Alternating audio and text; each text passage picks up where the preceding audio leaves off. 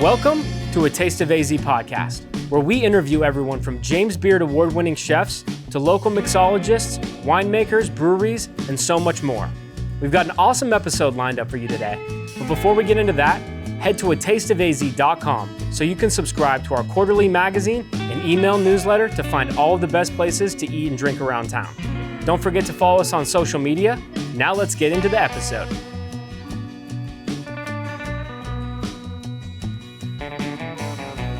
All right, we are in the belly of the beast. This is the belly. Yeah, dude, this place is. I didn't even know there was a downstairs here. Yeah, this is originally that turned us on to the whole idea of being downtown. Okay. Came here when it used to be called Monroe's. It's on Monroe Street. Okay. Yeah. It was just a little dive bar, but there was like a live band going and Yeah. a bit more like jazz kind of vibe. It was really cool. Yeah. And then the next time I dragged my friends down here, it was all closed up.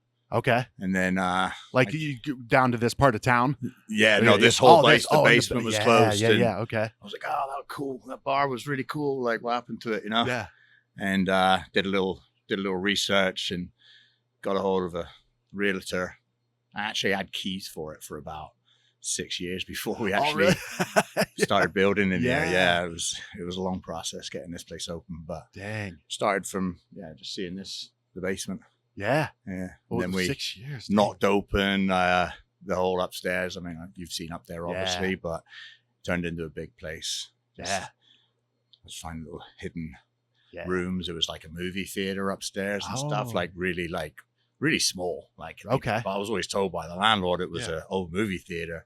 There was pictures of like Charlie Chaplin up there, things like that, like the old movies, Yeah. all advertised on the walls still. Nice. It was cool. Yeah. Dude, that's badass. Well, I mean, let's introduce you first. Who are you? We're here at Cornish Pasty.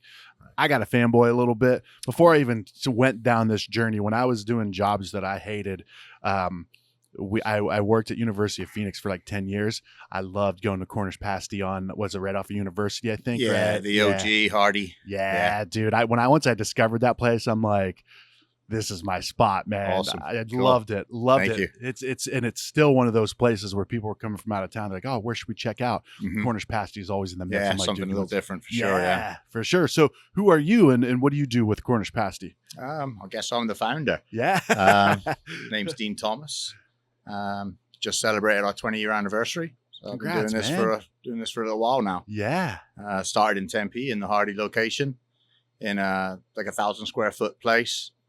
Cheapest rent in Tempe pretty much. Okay. Yeah. And we're like, well, let's give it a go. See if people dig these pasties. Yeah. Almost said glorified Hot Pockets then.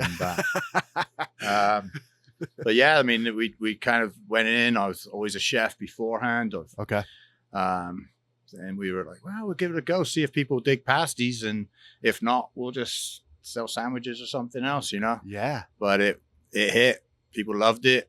We didn't have a liquor license when we first opened up. We were Okay. just more of like the way that the UK does it with pasties is they'll just have, like a bakery, and they'll just kind of keep up for the lunch demand, and then Okay. you won't get a pasty in the evening. Okay. And it's more of just a street food, just grab and go. Yeah. We tried doing that in the Tempe location, but there's no foot traffic at strip malls. Sure. Everyone Yeah. knows where they're going. So Yeah. we were kind of like throwing pasties away. I was like, oh shit, this ain't gonna work. So Yeah. we went to part baking them, and then Yeah. when someone orders them, then we fire them for the remainder of the time, Okay. and that created like a 15-minute wait, and people were like, man, I wish I could get a beer whilst I'm waiting. Yeah. Yeah. So we applied for a liquor license, and then it turned into more like what you know now, like a pub Yeah. with decent food. Yeah, that's what drew me to that Tempe location first. Is I was really into craft beer, and going to like my in-laws lived in Flagstaff, so going to like Beaver Street, and then when Mother Road opened up, Yeah. so I think I was just looking for places with a good tap list, and Cornish Pasty came up. So Cool. it was like the pasty was like that was the bonus, right? All right. It was the great beer selection Yeah. that drew me there, and then I had a pasty. I'm like, holy shit, what is Yeah. this? Yeah. Yeah. And the story too. That's what I like on the walls in the Tempe location. I'm not sure if it's like this at all the other ones, but you kind of tell the story and on your menu of like the history of what a pasty is. Yeah, Yeah, with the, I like the like miner that. heritage and stuff. Yeah, we still have pictures of the miners on the walls. Yeah. It's not quite so much maybe up here in this pasty, but we always hang on to that. Just telling people like the basic story of how the miners used to take them down in the mines and heat them up on the end of their shovels and get a nice hearty meal down in the mines, and then the knockers, the ghosts that hang out in the mines. You'd rip off the remainder of the crust, like the handle. Yeah. Throw that for the knockers, so the ghosts would be content. Yeah. Leave us alone. Yeah. Yeah. See, and that was there's so many layers of what I love about Cornish pasty. And there's, obviously there was the beer. I mean, the food is incredible. That story of that, I grew up in northeastern Ohio, kind of like 30 minutes north of like West Virginia. So like coal mining and stuff was big there. Very, very working class. Right. So for a place to, I feel like these days there's a lot of things that open up, like supper clubs, exclusive. This has caviar in it. I'm like, man, I want some working class food, man. Like in that. And so that's I just dug it on multiple levels. Yeah. We appeal to a very wide range of different backgrounds and stuff. So we definitely make it affordable as affordable as we can in this day and age. Yeah.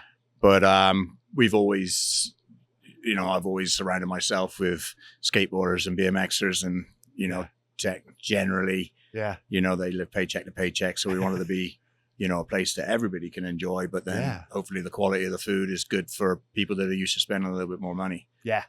Yeah, you did it, man. Nice Thank work. You can retire now, Dean. You're good. So, well, where did you grow up? Like, where are you from? I grew up in Saltash, Cornwall. Okay. Where the pasty comes from, Cornish. Lived there for 18 years, 17 or 18 years. Then I moved to Bristol. Okay. Also in the UK. Lived there for 5 years. And then I moved here in 99. Okay. So I've been here more than half my life now, I think. Okay. Gotcha. Yeah. What was Dean the Kid like? Were you always into food and stuff, or were you? Dean the Kid was into BMX and heavy metal. Nice. And it wasn't very popular. That's why I moved to Bristol originally, was because BMX there was a little bit of a scene up in Bristol, and had some friends that were professionals, and they used to come over to here to escape the English weather. Okay. And ride for the the winter. Yeah. And I came over, fell in love with it, and was like, crying on the plane going home. Like, I don't want to go home. Yeah. Been here a long time now, and now I appreciate certain things about where I grew up, and it was a great place to grow up. But sure, living here, I get the best of both worlds, really, because I still go back home a lot. So. Okay. Yeah. Nice. So did you have a goal? Did you want to be a professional BMX? Originally, I mean, I put a lot into it. Okay. The reason I moved to Bristol is because of BMX. And then because of the weather, typically in the UK, it was always raining. So we would go to the ramps, like outdoor parks, with newspapers and dry the ramps before we could ride them. Yeah. And you get like 15 minutes and it would rain again. So I started doing a petition for a skate park to be built. Okay. In Bristol? Yeah. Okay. And everyone kind of laughed at me and was like, yeah, right. Yeah. Joe blogs, like signing their names. Yeah. And I kind of took that as a bit more of a challenge. So we didn't really get I don't think we got any help from the council, the city, or anything. Okay. So we ended up just borrowing money I got a bank loan.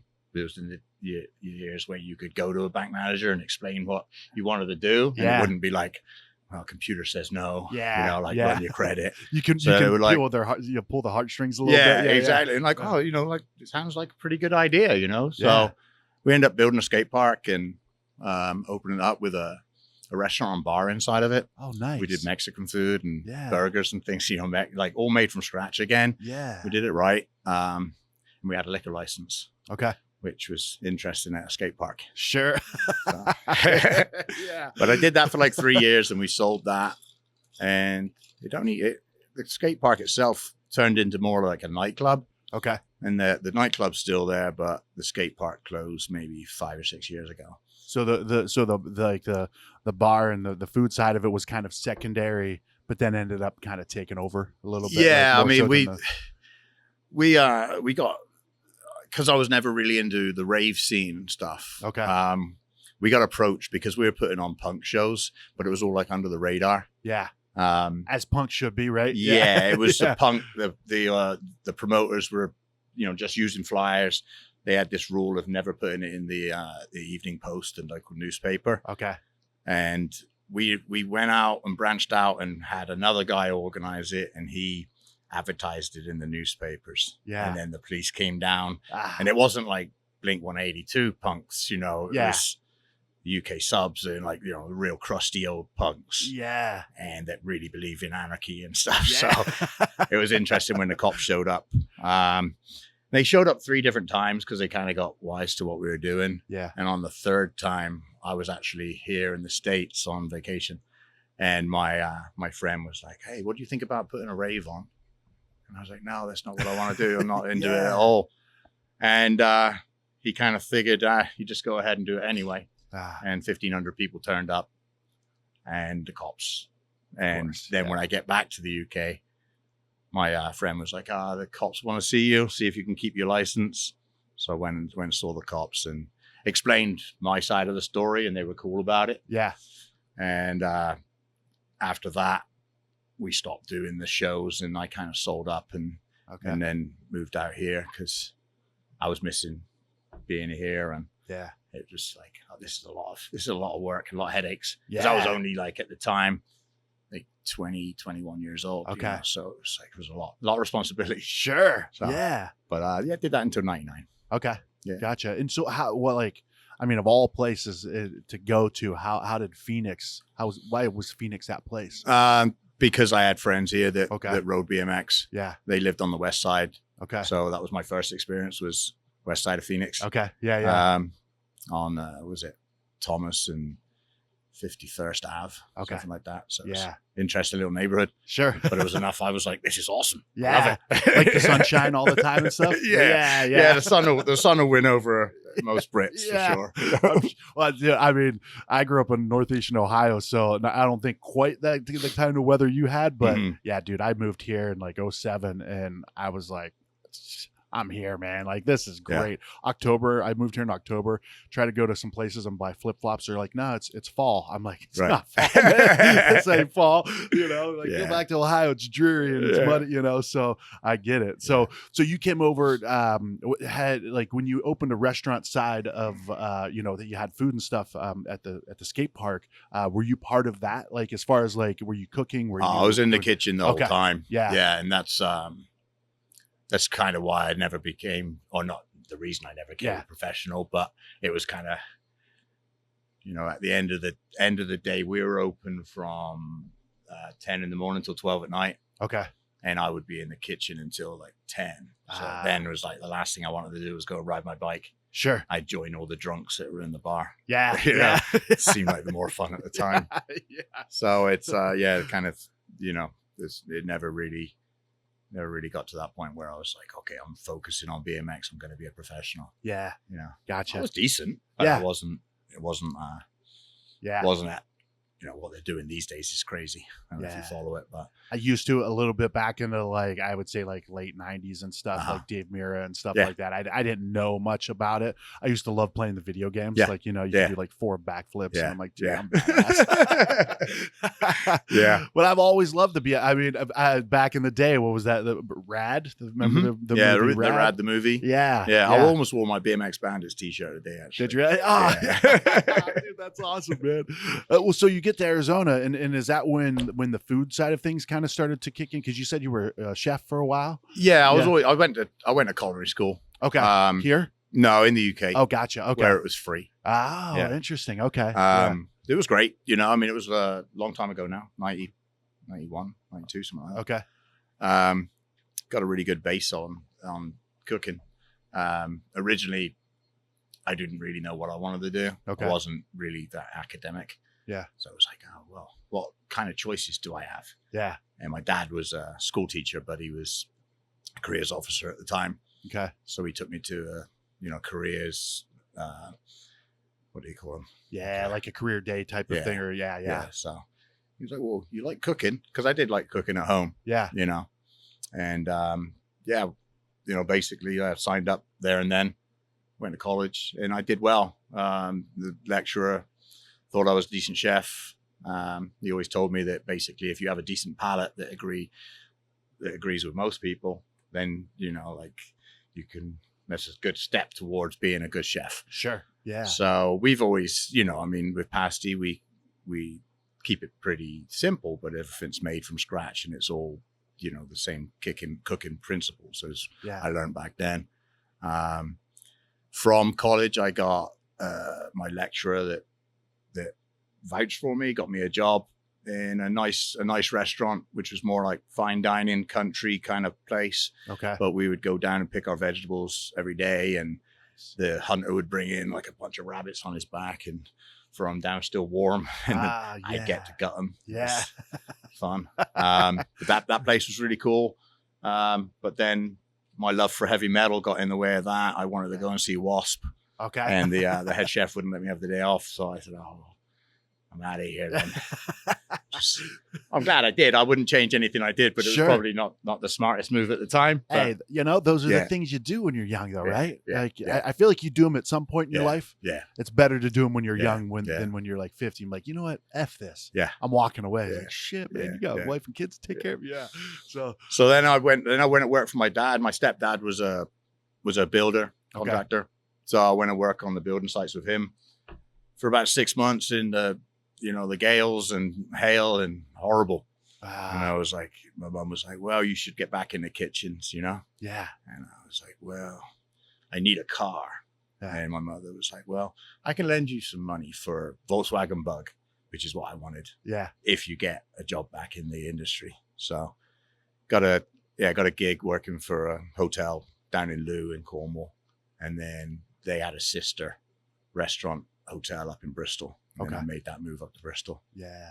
So I've always been in the restaurant industry. And then when I moved here, I met Basil from Pita Jungle. Oh yeah. I met him at Casey Moore's in Tempe. Just like at the bar. Yeah, just chatting. I'd been to his restaurant and I think I met one of the servers from there or something, and they introduced me to him. Yeah. And asked him if I could get a job, and he said sure. And I worked for them for 5 years. Okay. That was really good. Good guys to work for. And good insight into, you know, the restaurant industry in the States. Sure. And the kind of the price bracket that I'm finding that we wanted to be in, you know. Yeah. So that was pretty much. That's cool. Yeah, I didn't know you had the connections to the Pita Jungle. Yeah. Yeah. I probably 2 years ago had him on.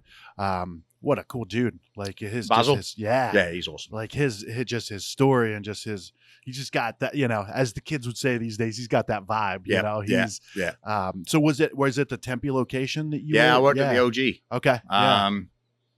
And then they had their Chandler store at the time. But that was there was only 2 Pita Jungles at the time when I was working for them. Okay. Yeah. And now they do really well. Yeah. They got loads. Yeah. And they just opened up Fat Cowboy. I don't know if you know about that place. Yeah, I haven't been there yet. It's but good. Yeah. Yeah. Nice. Yeah. Set up kind of like a Chipotle. Okay. You know, like you walk along, but it's all Pita Jungle inspired stuff. Okay. Yeah. Nice. Really good. Yeah. I like that. I like that approach. I'm kind of digging that more and more. You know, obviously I like to sit down to a place, have that experience, but there are other times where I'm just like, I just want to get through real quick, grab something. Quick, casual. Yeah. So that's cool, man. I had no idea that you had that connection to Pita Jungle. So where did the idea for Cornish Pasty start to come up? Or had you had it for a while? Yeah, I think I'd always, from living here, like, you know, 5 years that I was with the Pita, I was like, man, I miss my pasties. Yeah. I wonder how they would go over, you know. So were they popular? I mean, were they kind of like a staple over there? Like, yeah. Okay. Yeah, especially throughout the country, but in Cornwall, it's, if you have a bakery, you're gonna have pasties. Yeah. It's like a given. Okay. Yeah. And they're kind of like taco shops here, you know. Like, they're everywhere. Yeah. Yeah.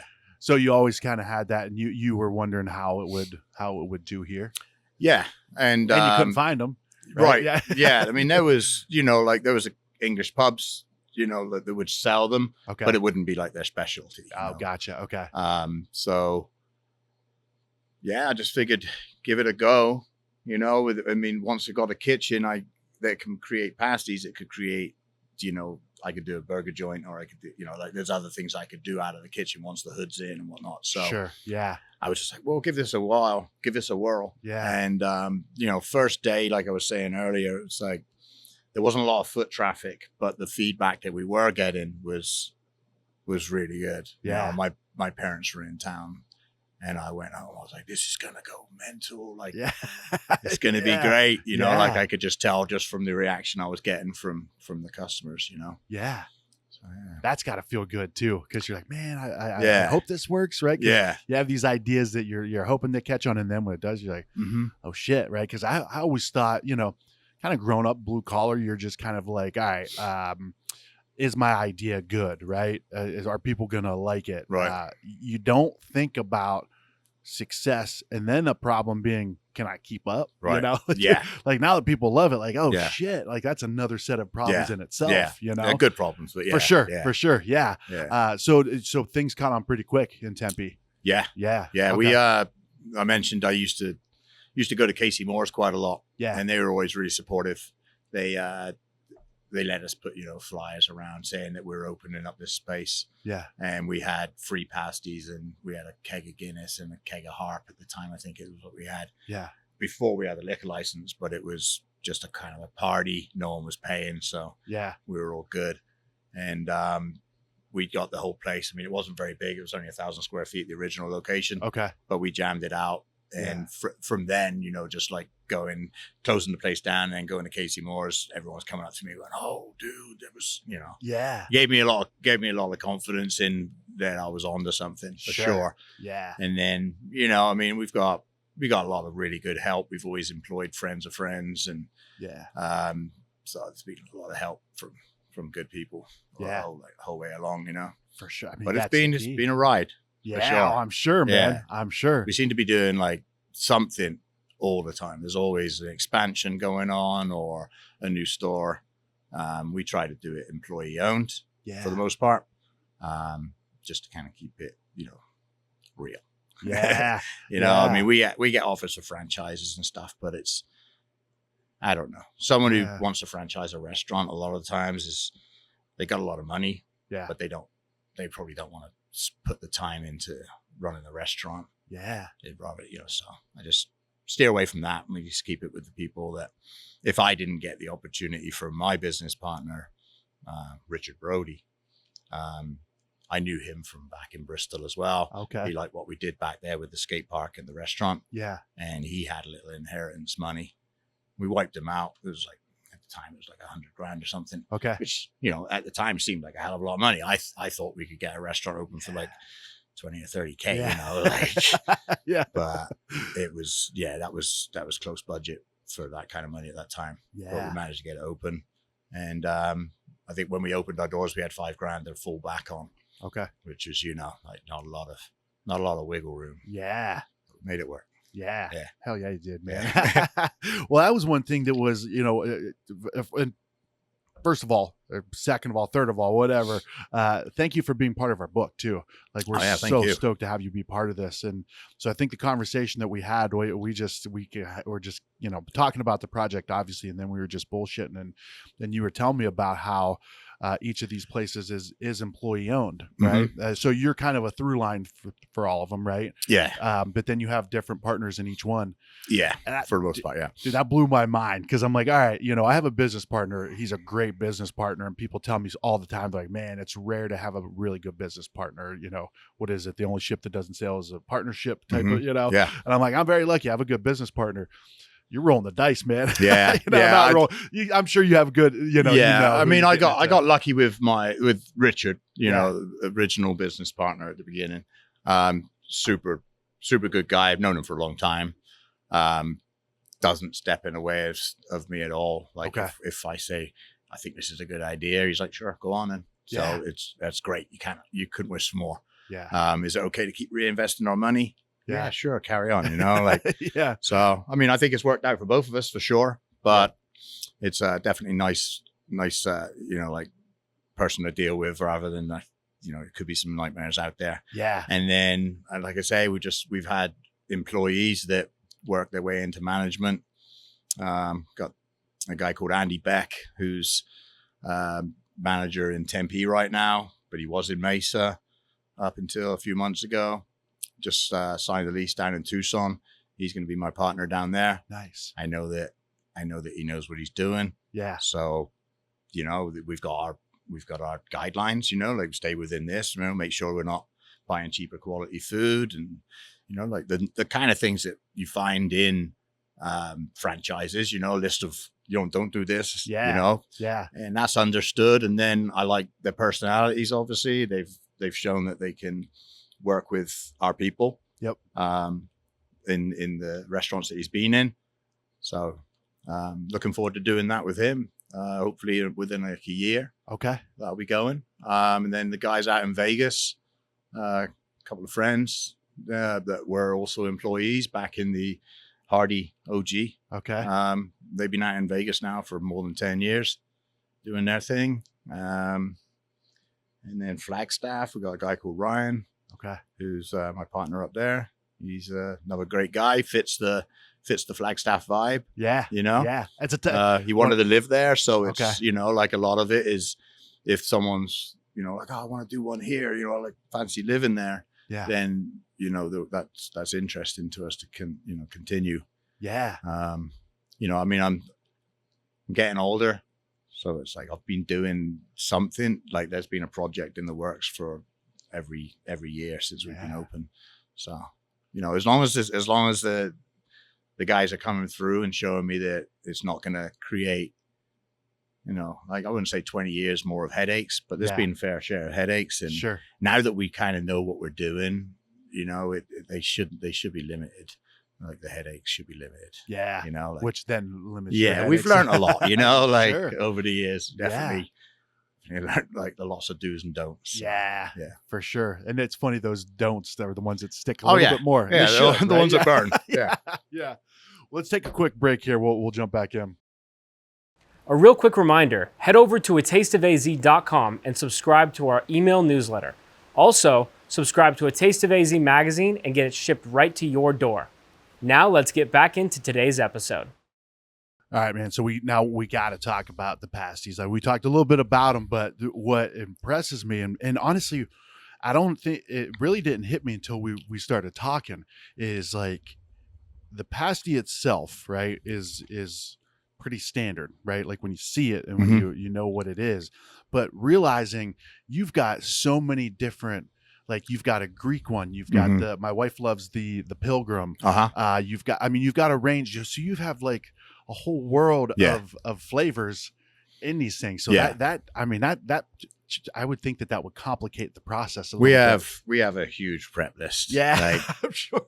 I mean, if it's getting harder and harder to find restaurants, I feel, that are in our price bracket where literally everything's made from scratch. I think we don't make a mayonnaise, we don't make a ketchup. But apart from that, and I want to make our own ketchup soon. Oh yeah, do you do Heinz? We got Heinz here right now. Yeah, I'm not hating that, man. I grew up an hour from Pittsburgh. And I'm like, man, there's something special about Heinz. Yeah, I mean, I'm getting a bit of pushback from some of the guys. Like, well, what about Heinz? Like people are gonna ask for Heinz. I'm like, well, we can have your special reserve. Yeah. But we in Vegas, we got a ketchup recipe out there that I shared with them, and they did it in their Boulder City location, and it went over really well. Yeah. It's just ketchup, but But basically, I mean, our prep list is insane. Yeah. A lot of chefs are like, come on, man, can you scale it down a bit?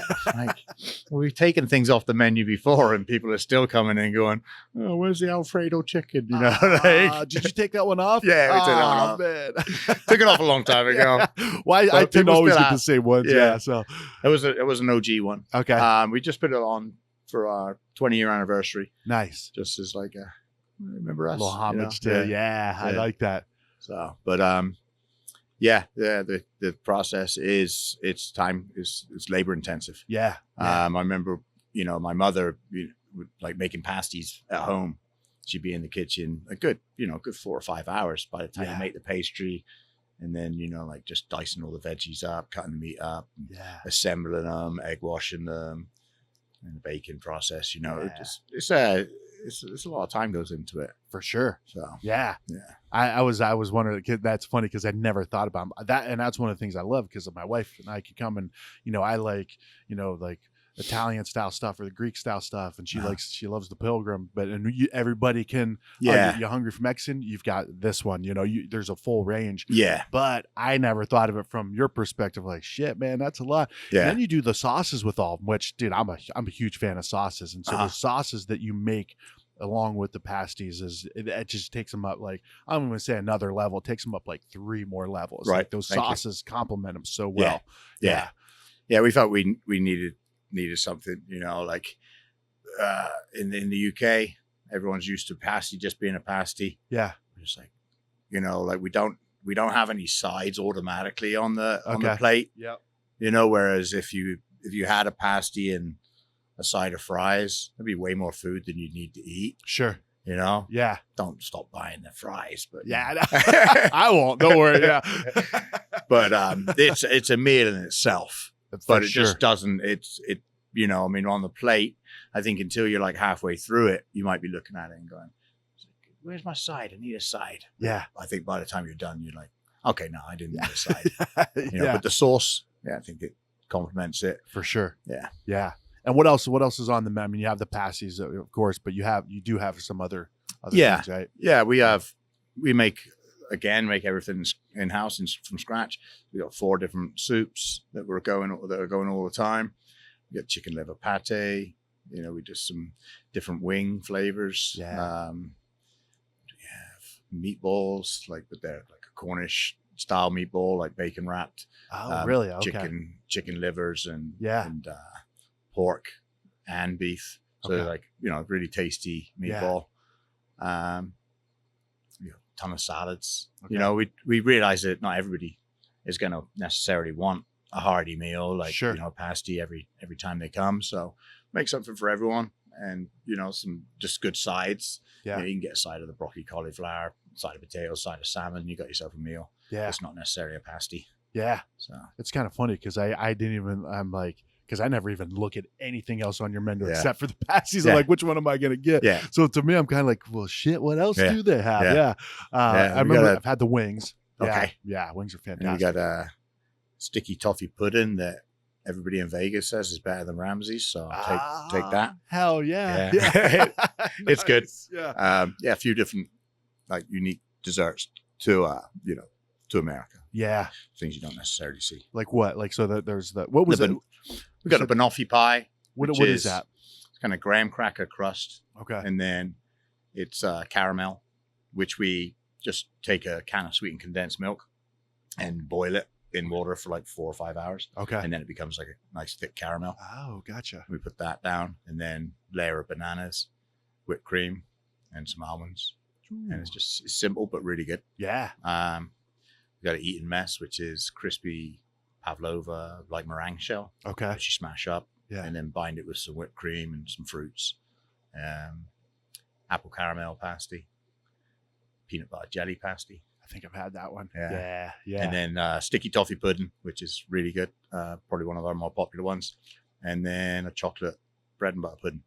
Okay. So there's, it's more talk about it. I'm like, this is a big menu. Yeah. Yeah. But we just, it was fun over the years, like just creating, new things. Yeah. And then before you know it, you've got, like a hefty menu. Yeah. Well, I like too that you're bringing, I mean, obviously the pasty is, it's in the name, and it's kind of defines who, it defines who you guys are. And you bring that from your home, but you bring those other things too. I like that because that gives people a unique, people are looking for some authenticity. They're looking for something unique, but also that is just not gimmicky, right? Yeah. Not just like, oh, this is cool story. Right. Then you're like, all right. Yeah. Because you eat your food and it's like, holy shit. And then you hear the story and for me, just as a fanboy, I'm excited to hear just the heart and soul of behind all of this. But I love that you keep it authentic, and it's like you're bringing a piece of England here. Yeah. I love it. I mean, it was a bit of a nightmare when we first opened up for the cooks, the chefs. Yeah. Because I would literally be changing things every day I came in. Okay. Because it wasn't quite hitting it where was you want it. always to improve it. Sure. And, you know, like the recipes now basically have been pretty set for like the last 15, 16 years. Okay. And we've never changed anything. Yeah. And I always make sure that our suppliers don't change an ingredient, you know, so we try to stay as consistent as we can. Yeah. And, you know, over the years we've had to increase our prices. Sure. But we haven't changed the quality, which I think is the key. For sure. Has it been a challenge, like, I mean, specifically over the last 5 years since COVID, to like continue to get those same quality ingredients from the same suppliers and stuff? Yeah, for the most part. There's a few things that are just outlandish, you know. You're like, okay, well, we'll just weather the storm and come back down. Yeah. And then there was some imports coming over from the UK, like cheeses and pickled onions when we used to do a ploughman's. Okay. Like a meat plate. Okay. You know, like a charcuterie type of board. Yeah. Which was English style. Ploughman's, they call it. So. I like that name better than charcuterie. Yeah. Anyway. Yeah. We want to bring it back. But it was the oven guys, like, if it came on, you know, in the middle of a rush, you're like, oh, no, the Ploughman's. So we took it off. It's like a beer flight when you're super busy. Like, man, I got to pour. I could have poured like, Now I'm going exactly. Yeah, they're individual, these little things. Yeah. But I mean, that's you know, that says a lot about you to like, all right, you know, you don't want to have to change things, but especially in those early years, like, you want to get it right. Yeah. Like, you want to get it right. Yeah. And it's like, shit, guys, I'm sorry. Yeah. I know this is going to, you know, it's just, it's just a weird, food product. You know, it's just so temperamental. Yeah. I have my favorite pasty shops back in the UK, and sometimes they're just like, what did you do? Yeah. And it'd just be like, just 5 minutes missed on the cook time. You know, like, cause the traditional ones, the oggies and the lamb and mince, are all stewed vegetables and meat, like, that go in completely raw. Okay. So if you miss 5 minutes on that, you got crunchy rutabaga and potatoes. You don't really want al dente potatoes, you know? Yeah. So it's just little things like that. And then if you put too much sauce inside of the pasties, then they become flat, you know? So there's just lots of different things. So it was always, you know, and then making the flavors pop. Like, by the time you wrap the pastry around them, that kind of takes away sometimes from the, you know, your flavors from the inside. Yeah. So just lots of little things. Sure. You know, as we're going along. Yeah. Some of it may be a little anal. Yeah. You know. Thank you for that, though. Yeah. It's worked out, man.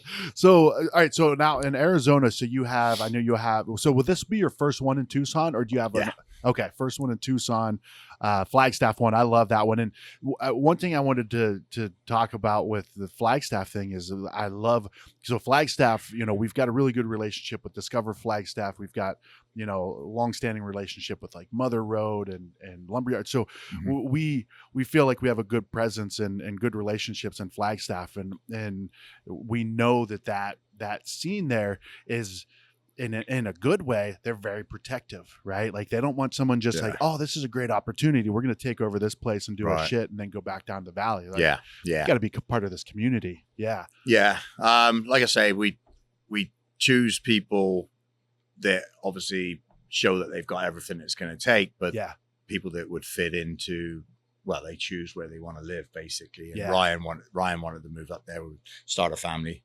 up in Flag, and so we sent him up there, but it was a little rough at the beginning. Was it like getting accepted into the? We went into an existing dive bar. Okay. We were up there just wandering around. That's how I found most of the locations. Okay. It's just like, this would be cool. Yeah.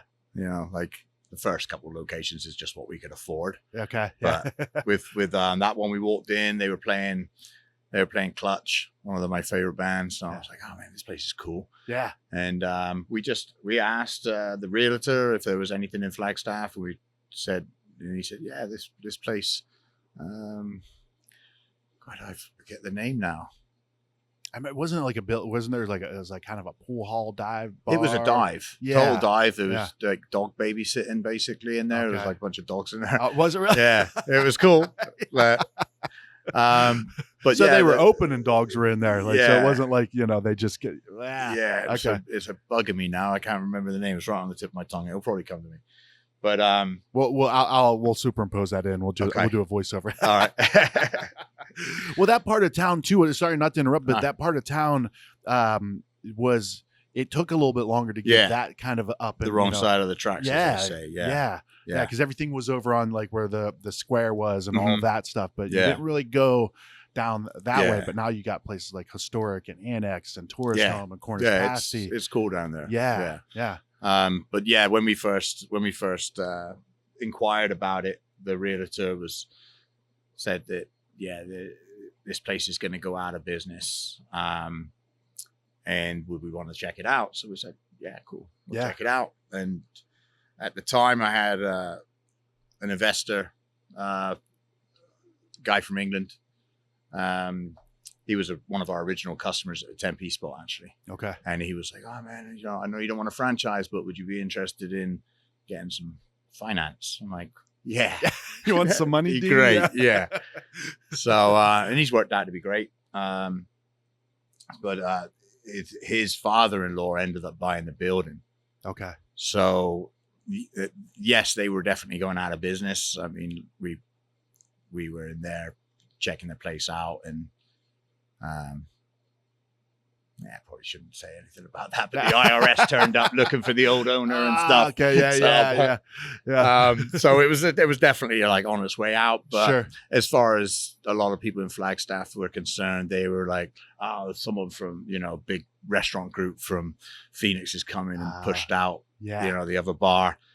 And that wasn't the case. They were definitely on their way out, and we just loved the space, and we tried to keep it, it's still got the original bar in there. We didn't want to change the vibe too much. Yeah. And, we're not got dogs in there, but apart from that, hopefully, it's still a cool place to go. And it's, we always lean more on a divey kind of vibe. Yeah. So hopefully we didn't lose that completely. Yeah, I think it's a great spot. I mean, that's the thing about all these spots is like, I love the sunshine, right? But there is something cool. When I was working at University of Phoenix, go to the Tempe location, and there was something cool about coming in, and it's dark, and the music was always good. Yeah. And it was like, so you felt that like you created an experience in your places. Like you really do. Like I think that's so cool because, you could like, oh, we need all this natural light and we need these tall windows. It's like, well, that's not maybe for some places. Yeah. It's not what we're going for. Yeah. No, I want a cozy pub. Forget about 120 degrees or whatever's going on outside. Yeah. Upstairs from here, the street level, there's a lot of windows. So it's not all of our pubs are dark, but we do have, dim lighting and that kind of feel. Yeah. Well, like this, dude, like this, I love this. Like this is cool, man. Yeah. I when I came the other day to kind of scope it out to see where we could record, I went upstairs. Then I talked to somebody. I can't remember who it was. I'm like, yeah, we're going to do a podcast downtown. They're like, oh, you're going to do it in the basement. I'm like, there's a basement? Yeah. I'm like, sweet. So when I got here, Dad, I'm like, let me check out the basement. I came in. I'm like, yeah, dude, this is where we're doing it. This is, it doesn't get better than this. It's got a good vibe down here for sure. Yeah, for sure. So what's next, man? Like what's you have some more places that you're looking to open up? Is it we're going to be doing one in Glendale. We're in the middle of building that. Okay. Yeah. And it's downtown Glendale. Oh yeah. Where Simple Machine used to, right? Yeah, next door to there. Okay. But we also took the Simple Machine when they vacated. Yeah. We could probably take on the extra space. Just a little, so there was like the space, because I actually met Brian. Okay. From I don't know if they have a group name or whatever, but he owns the building that Beer Research Institute Arcade is in. And I was just randomly doing a podcast with Matt there one time, and I started chatting with Brian. He just came in to shoot the shit with Matt, and so we connected. He's like, hey, we got this building in Glendale, and I went and checked it. I'm like, dude, this is badass. Yeah, this is a cool place. Cool space. So and I'm really good friends with the guys from Simple Machine, Marshall and Frank, and I was a little bit sad to kind of see them go, but good to hear that you guys are, so you have that space, and then you have their little tap room, and then there was going to be the music venue. Yeah, they were developing. A music venue which they didn't get to. Yeah, but we took that whole space as well. Okay. Because we like to have the pool tables and some just pub games to kind of keep people entertained and keep them hanging around. Yeah. we don't charge for it. So it Yeah. helps, you know, Free pool. more money for beer, right? Yeah, So- exactly. I like that. Yeah. That's cool, man. That's a good space. Yeah, That's a really good space. I mean, yeah. there's not a whole lot going on down in Glendale. Yeah. Like downtown, seems like most of the businesses kind of went out to where the ballpark is. Yeah. And we've had offers to go out there, but it was like there's no appeal Sure. to be in a brand new strip mall or like. Yeah. So we found ourselves a cool building. People on the west side of Phoenix are always asking, when you guys gonna think about us? Yeah. Yeah. So we're gonna do that.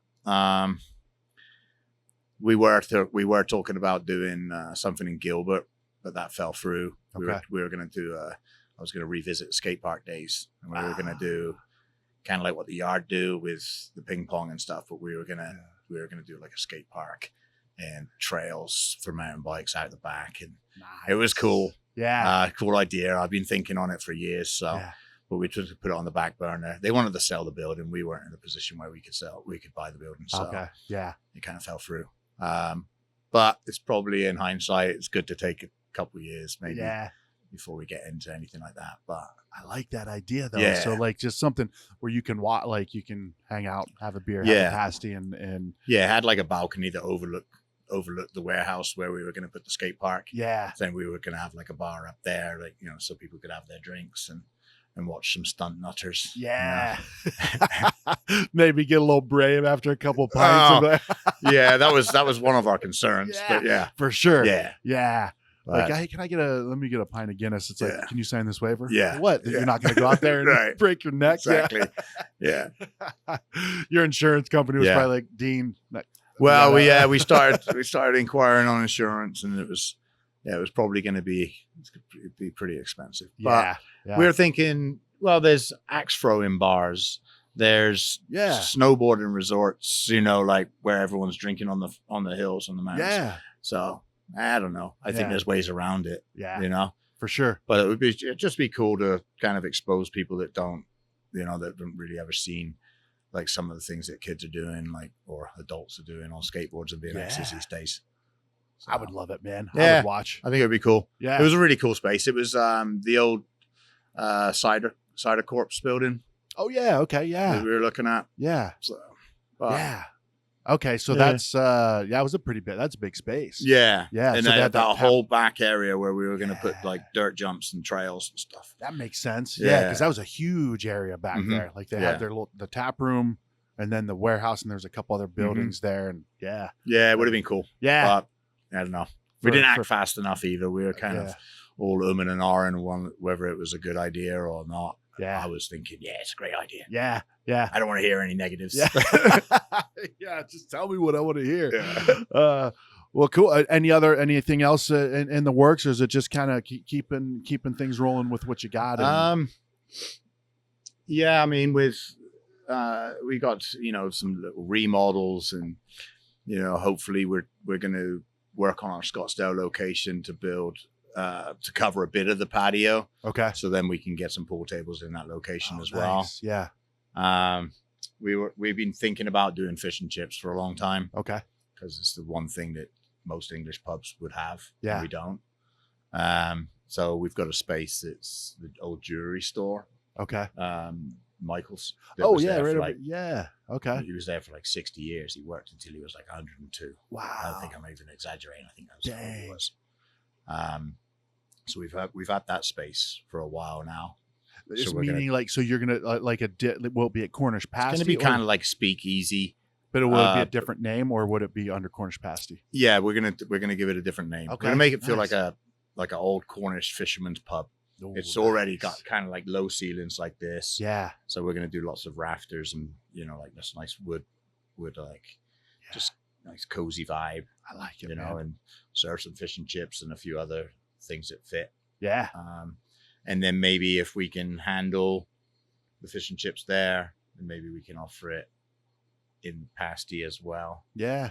I don't know how we're gonna work it yet. Yeah. But I got Cool. plenty of things to kind of keep me Yeah. entertained. That's good, man. That's Yeah. good. I feel I have to be entertained, right? Otherwise, I I get yeah. bored. Yeah, for So, sure. I just get a week off with nothing to do. Yeah. I did actually just book a beach vacation, Nice. Costa Rica, and I'm like, I'm looking forward to it, but I know I'm going to be kind of like, okay, what are we doing? You know? Yeah. My wife loves, she's like, let's just go to the beach and like sit in a chair. And I'm like, as I'm, I guess, getting older, I'm getting more and more into that. But normally I'm like, all right, it's been 20 minutes. Like, let's go somewhere. What are you going to do? Yeah, let's go eat. Let's go for a ride. Let's go for a walk. Well, awesome, man. Well, Dean, thanks, dude. I really appreciate that. I know you're a busy guy, so thank you for the support that you've shown us, and thanks for making the time to do this, man. I appreciate it. Thank you. Yeah, absolutely, dude. All right, man. Well, keep doing cool shit, dude. Yeah, you too. Thanks, man. Yeah, thanks.